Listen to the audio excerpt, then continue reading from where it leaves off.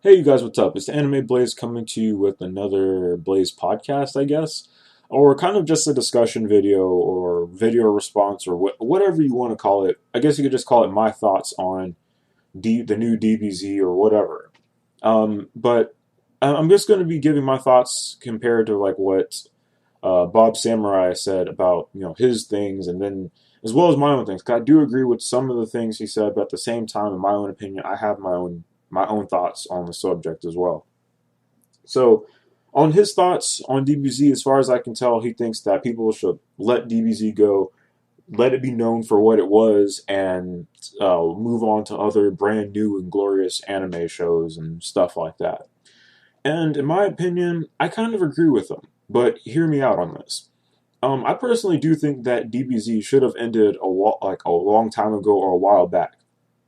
Um, and the reason I say that is because DBZ has done a lot for anime. I mean, if you look back to like the 90s, 80s, whatever, around that time period, you see stuff like Akira, Ghost in the Shell, and Dragon Ball Z is what made people start taking anime more seriously in the West. It's what made anime known over here in the United States. I'm not sure about, countries in Europe, but at least in the United States, it's what made like anime known for what it is.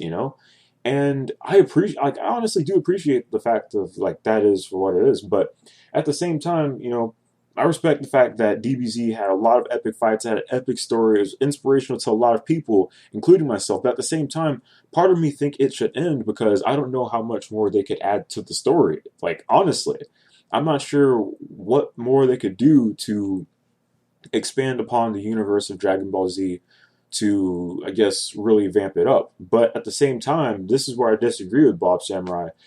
At the same time, I'm still going to at least check it out to see what the heck it is that they do with this new Dragon Ball Z series and the movies and stuff like that.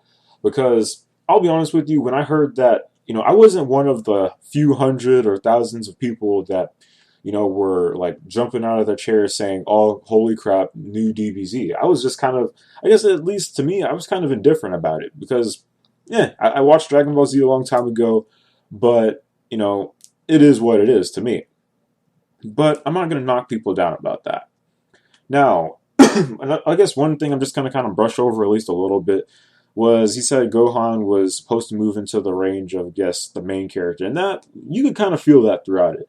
And yeah, they did kind of move Goku back into the story of being the main character, and yeah, that's understandable. But that's just how it happens sometimes with writing.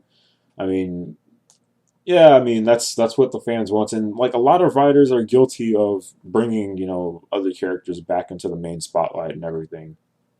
But it happens. You can't really do too much about it.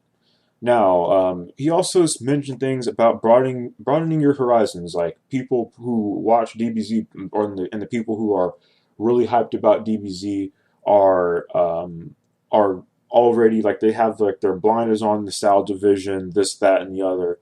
And for me, man, I'm just gonna say this: I already have expanded my horizons. I watch pretty much like a wide multitude of different shows, and that's pretty much what I do. And on the other aspect of things, like he says, like the reason people don't take anime seriously or the reason people think that anime is just for kids is because people who are in their 20s and their 30s and stuff like that still watch anime shows that were meant for people who are like 11 and 12 and like to like ages 18 and stuff like that. My thing with that, man, is that that kind of sounds a little bit arrogant or sounds a little bit off to me. Because to me, man, it's like people love what they love. I mean, if people love Dragon Ball Z, people are gonna freaking love it and buy whatever it is they like it. Whether it's hyped up to like the heavens or it's just like being dragged through the mud or whatever. People are gonna love what they love. I mean, heck, even for people like me, man, it's like I'm probably the person that freaking overhypes Captain Harlock, an anime show from 1978, that and Ghost in the Shell. I'm probably overhyped everything about those shows ever made. But at the same time, I still love the show for what it is. I love the show for what it is, what it's done, and I still love it. Love them regardless of what, may happen and stuff like that. I mean, heck, there have been a lot of people that took a dump on Leiji Matsumoto for creating Space Symphony Maytel and I think, yeah, just Space Symphony Maytel and a few other series because it took the continuity out of Queen Emeraldus being her own character and just suddenly introduced her as Maytel's sister, and that wasn't even a main part of the story. That wasn't even known throughout Galaxy Express 39. And yeah, I can understand that part because that was like it really doesn't make any sense to do that. But at the same time, I still love it for what it is because it's still a really awesome and amazing show. And it's the same thing with Dragon Ball Z to me and a lot of other people. And he said that people, like he said, people in their 30s and like 20s and stuff like that are still watching Dragon Ball Z. And like I said, people love what they love. Heck, I know a guy on YouTube. He goes by the name of Tyrone Magnus. Really inspirational and cool guy. He's freaking at least, I think, 34 or 35 years old, and he still freaking loves the heck out of Dragon Ball Z. He owns every single season of it and looks forward to every single new thing for Dragon Ball Z that comes out, whether it was Battle of the Gods or this new Resurrection of Frieza movie that's coming out. People freaking, and he freaking loves it.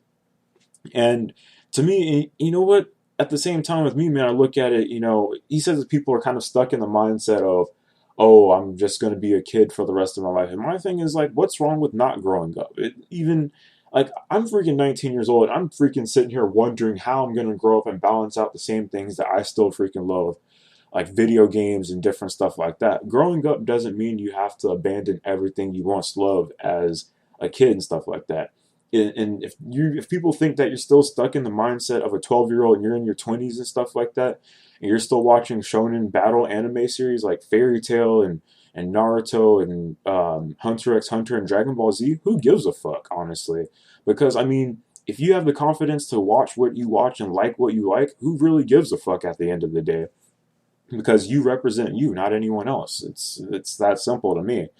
And on top of that, I know a guy who's in his 40s. He lives in Japan, has a son that's like I think 11 or 12, and he went with his son and some of his students to go see the new Dragon Ball Z movie. Regardless of if he's in Japan or not, he's still a 40-year-old man who freaking loves Dragon Ball Z. Grew up, and around the time I guess he started watching Dragon Ball Z, and he still loves it to this day. He's still hyped up about it, just like his son.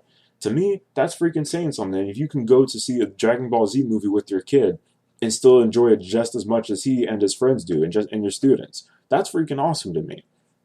And on top of that, I know a guy who is 32 and still watches Bleach. And I mean, even on top of that, I mean, look at what was it? The Elite Ace. He's in his 30s and he still freaking reads Bleach chapters. Like, is there something wrong with him? Is he still stuck in the mindset of 12 to 18-year-old person, like teenager or something like that, because he watches Bleach and still enjoys it? And even though he's like in his 30s, holds down like 2 culinary jobs and has his own place and stuff like that, is there something wrong with that? It's like, no. It's like he still does what he does. And the whole thing of like people acting irrational and hyping up Dragon Ball Z, the new Dragon Ball Z series, whether it's nostalgia or not, people are still gonna love what they love. And in it builds it whether it's nostalgia or not, it has a part of them. It's a part of them just like it is for a lot of other things. For me, Ghost in the Shell and Captain Harlock are 2 shows that stick with me and are part of who I am, regardless of how old they are and how nostalgic they may be to a lot of other people and how much I like them and stuff like that. They still mean a big part to me, and I'm not gonna take that down for anything else. And that's pretty much that. So my question is to you guys who are watching this video is, what do you guys think about this whole thing? Um, like I said, to me, I think Dragon Ball Z personally, I think it should have ended because I don't know what they could add to Dragon Ball Z to like add anything on as far as like a story or characters or anything like that. Because I mean, it's Dragon Ball Z we're talking about. Like, what more could you add? It's like epic fights, epic story, inspirational. What can you do? But at the same time, I respect it for what it did. And I respect it for the fact of like, yeah, it may be kind of a cash cow now and stuff like that. But at the same time, it's Dragon Ball Z. You're not who's not gonna at least take a look at it, you know? So those are just my thoughts on it. I'm just gonna leave it at that. And yeah, I mean, am I hyped to see the new Dragon Ball Z? No, not really, but I'm still gonna check it out anyway. So that's that. And I'm the Anime Blaze, and I'll see you guys later and whatever may be happening that I decide to do. Later.